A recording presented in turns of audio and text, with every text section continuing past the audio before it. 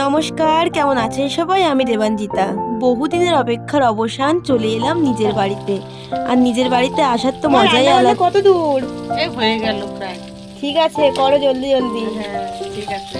বাড়িতে ঢুকতে না ঢুকতেই তো দেখলাম মা রান্না বান্না তো শুরু করে দিয়েছে, আর অন্যদিকে মা হাঁস পরিষ্কার করে রেখেও দিয়েছে। তো আমি বললাম চলো আমি হাতে হাতে সাহায্য করে মাংসটা কেটে দিই। তো মাংসটা কেটে দিলাম, মা ম্যারিনেট করে নিল।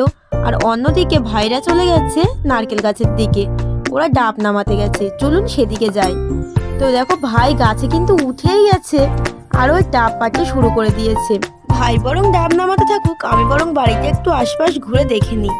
কতদিন হয়ে গেল বাড়িটা দেখি না ঘুরে ফিরে। তো দেখো বেশ কয়েকটা ডাব কিন্তু নামিয়ে নিয়েছে, আর পুরো গাছের ধুলো কিন্তু ওর গায়ে মাথায় ভরে গেছে, সেটাই ঝেড়ে নিচ্ছে। আমাদের বাড়ির থেকে কিন্তু সামনের মাঠটা পুরো পরিষ্কার দেখা যায়, কি সুন্দর দেখতে লাগছে তাই না? ডাব নামিয়ে দেখুন কেটে খাওয়াও শুরু করে দিয়েছি। এই যে টিউবওয়েলটা দেখছেন, এই টিউবওয়েলটার জলই কিন্তু আমরা খাই। ডাবের জল খেয়ে বাড়িতে ফিরে দেখি মা বাকি রান্নাগুলো সেরে সবে মাংসটা বসিয়েছে।